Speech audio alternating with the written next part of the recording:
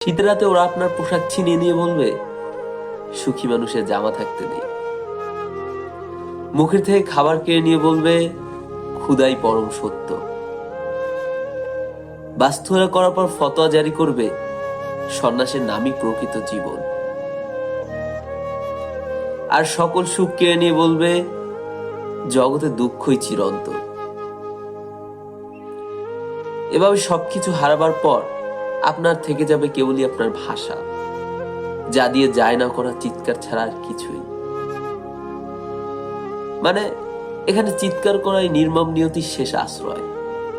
সুতরাং চিৎকার করুন সবকিছু হারাবার আগে।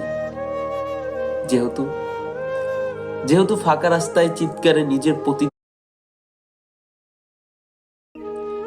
শীতের রাতে ওরা আপনার পোশাক ছিনিয়ে নিয়ে বলবে, সুখী মানুষের জামা থাকতে নেই।